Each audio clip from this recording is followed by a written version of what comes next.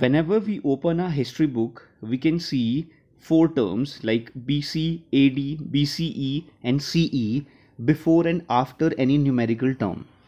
So today we are going to discuss what is BC and what is AD and why are they used for history dates.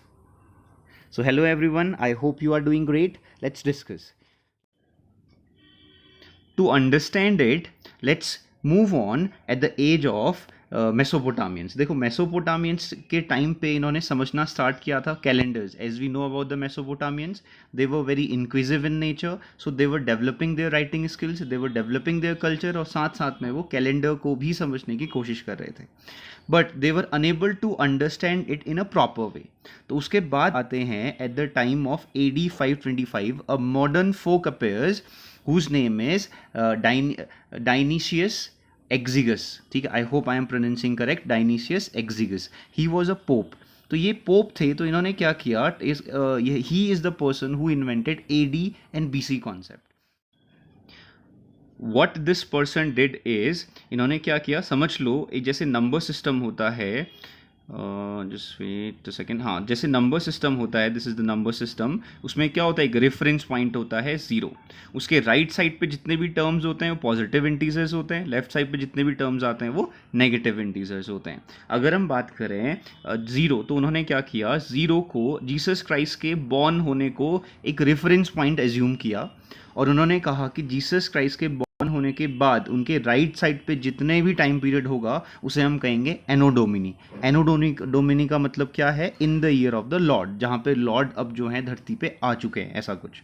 ठीक है, तो यानी कि अभी 2021 को भी हम रिप्रेजेंट कर सकते हैं AD 2021, और AD को न्यूमेरिक टर्म से पहले लिखा जाता है. ठीक है, अब बात करें BC की, तो यानी कि बिफोर क्राइस्ट, यानी कि जब जीसस क्राइस्ट बॉर्न हुए थे उसके पहले का टाइम, जब लॉर्ड धरती पे नहीं थे, उस टाइम का टाइम पीरियड जो होता है उसे हम कहते हैं BC, यानी कि बिफोर क्राइस्ट. एंड यहाँ पे एक समझने की बात और है, अगर हम नंबर सिस्टम की बात कर रहे हैं, if you notice if this is 0, तो इसके बाद वाले टर्म कैसे होंगे, अगर ये 3 है तो ये 2 होगा, ये 1 होगा. ठीक है, तो यानी कि अगर मैं बात करूं 300 BC और 200 BC, तो प्रेजेंट टाइम के कौन ज़्यादा क्लोज है, 200 BC. तो यहाँ पे टाइम क्या चल रहा है, एक उल्टा चल रहा है, याद रखना. If I am talking about 300 BC and I am talking about 100 BC, तो इसका मतलब क्या है, इन दोनों में कौन सा ज़्यादा मॉडर्न टाइम है, तो 100 वाला क्या है, मॉडर्न टाइम है. तो कई बच्चे इसमें भी कंफ्यूज होते हैं. Let's move on. If you got this point, let's move on. अब बात आती है, what if you don't believe in Jesus Christ. अब देखो उसके बाद एक क्वेश्चन आया, जब ये AD एंड BC का कॉन्सेप्ट आ गया, तो लोगों के दिमाग में क्वेश्चन आया, we don't believe in Jesus Christ, so what. तो उसके बाद आते हैं हमारे एक किंग, जिसको हम चार्ल्स फर्स्ट भी कहते हैं, इनका रियल नेम था शार्लमेन. ठीक है, शार्लमेन जो थे, इन्होंने क्या किया, इन्होंने कहा कि जो तुमने कैलेंडर को या फिर टाइम पीरियड को कैटेगराइज किया है, it is completely on the basis of religion. तो हम कैसे मान ले, हम तो मानते ही नहीं है. तो इन्होंने क्या किया, अपने जीनियस को ऑर्डर्स दिए, अपने जितने भी उनके जीनियस माइंड होंगे उनको ऑर्डर मिला कि भाई कुछ करो. तो उन्होंने क्या किया, उन्होंने इसको इम्प्रूव किया. उन्होंने बस जो BC जो टाइम पीरियड था उसको BCE में कन्वर्ट कर दिया, और जो AD जो टाइम पीरियड था उसको CE में कन्वर्ट कर दिया. BCE means what, before the common era, and CE means what, common era. तो याद रखना, इट इज़ नथिंग, ये अपने आप में और कुछ नहीं है, बस ये अपने आप में BC ही को ही कन्वर्ट करके BCE बोला हुआ है, और AD को ही कन्वर्ट करके CE बोला हुआ है, nothing else. So this is it. These are the common difference between what, AD and BC and CE and BCE. तो अपने आप में ध्यान रखना. और एक और चीज़ है, कई लोग सोचते हैं AD, अगर हम बात करें, let's move on to the previous slide. तो ये, चलो फर्स्ट स्लाइड, यस. अब हम इस पे ध्यान दें अगर, तो देखो जितने भी इवेंट बर्थ ऑफ जीसस के पहले हुए हैं वो सारे के सारे हमारे क्या कहलाते हैं, हमने कहा वो BC कहलाते हैं. ठीक हो गया.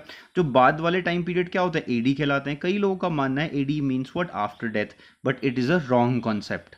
देखो ये रॉन्ग कॉन्सेप्ट क्यों है, देखो जब जीसस क्राइस्ट जस्ट इसके बाद की बात करें तो ये क्या होगा, इसको ये वाला, चलो एक 1 ईयर की बात करें तो दिस इज द 1 AD. अगर ये 1 AD की बात करें, इसको आफ्टर डेथ सपोज कर लें, तो यानी कि जीसस क्राइस्ट 0 में बॉर्न हुए थे और उसके अगले दिन गायब हो गए थे, ऐसा तो नहीं हो सकता ना. तो जो टाइम पीरियड उन्होंने अपने अर्थ में रहने का जो उनका टाइम पीरियड होता होगा, वो टाइम पीरियड कहाँ है, उसको भी तो कंसीडर करना पड़ेगा। तो अगर आप सीधा सीधा 1 AD को आफ्टर डेथ कह दोगे तो यानी कि पहले पैदा हुए 1 साल बाद गायब हो गए, तो ये तो कोई कॉन्सेप्ट बनता नहीं है। तो याद रखना, AD is not after death, it's anno domini. ठीक है, जब जो लॉर्ड जो है अर्थ पे आ गए थे तब का time period is anno domini. I hope this is very clear, what is BCE, what is CE, what is AD and what is BC।